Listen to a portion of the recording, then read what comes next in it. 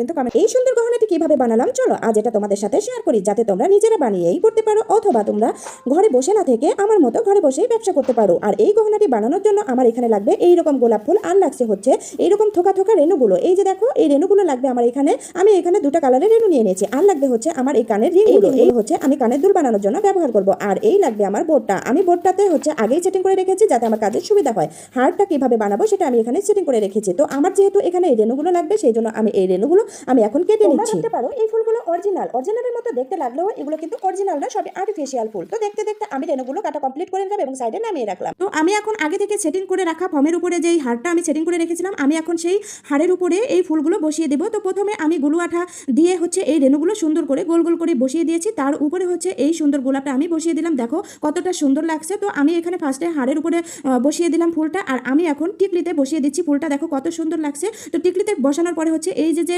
ফিতা আছে, ফিতাটা অনেকেই এটাকে বাংলা ভাষায় ফিতা বলে, আসলে এটা নাম হচ্ছে রিবন, যেটা দিয়ে আমরা ছোটবেলায় চুল বাঁধতাম। আমার মনে আছে যে এই ফিতাগুলো দিয়ে আমরা ছোটবেলায় চুল বাঁধতাম। তো কার কার মনে আছে যে ছোটবেলায় এই রিবনের ফিতা কিনে কত টাকা, 20 টাকা 10 টাকা গজে কিনে আমরা চুল বাঁধতাম? কার কার মনে আছে অবশ্যই কিন্তু কমেন্টে জানিয়ে যাবে। আমার কিন্তু মনে আছে। তো এই যে রিবন, এই রিবনের উপরে আমি এখন হচ্ছে এই রেণুগুলো সুন্দর করে বসিয়ে দিব। ফার্স্টে আমি টিকলিতে বসিয়ে দিলাম, আর এখন আমি এই হাড়ের যে সাইড দিয়ে আছে এটাতে হচ্ছে আমি এই রিবনের উপর দিয়ে এই যে রেণুগুলো, এই রেণুগুলো আমি এখন সুন্দর করে বসিয়ে দেবো। তো আমি এখানে একটা সাইডে বসিয়ে দিলাম ফার্স্টে, একটা সাইডে আমার বসানো হয়ে গেল। আমি এখন অপর সাইডে বসিয়ে দিচ্ছি। তো অপর সাইডেও এই রেণুগুলো আমি আঠা দিয়ে সুন্দর করে একটা একটা করে বসিয়ে নিব।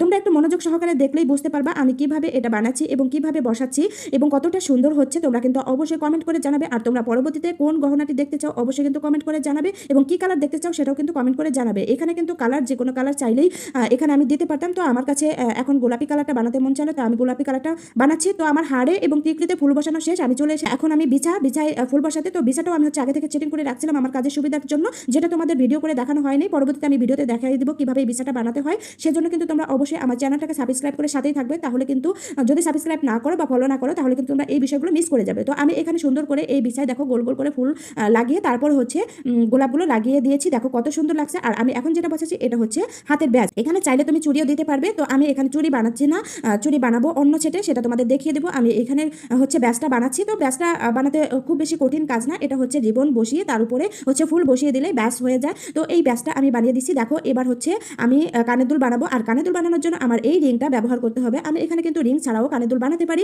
তো আমি এখানে আগে থেকেই প্ল্যান করে রেখেছি যে আমি এখানে রিং দিয়ে কানের দুল বানিয়ে দিব যাতে আমার গহনাটা দেখতে একটু গর্জিয়াস হয়। তো আমি এইখানে হচ্ছে রিংয়ের উপরে এই যে ফুলটা বসিয়ে দিয়েছি গোলাপটা, আর এখন যে এই যে রিংটা, এই রিংটা আমি রেণু দিয়ে ঢেকে দিব। তো আমি এখানে এই যে রিংটা হচ্ছে রেণু দিয়ে ঢেকে দিচ্ছি। দেখো এই যে রিংয়ের উপর দিয়ে আমি আঠা দিয়েছি এবং আঠা বসিয়ে হচ্ছে এই যে রেণুগুলো আমি এখানে বসিয়ে দিচ্ছি।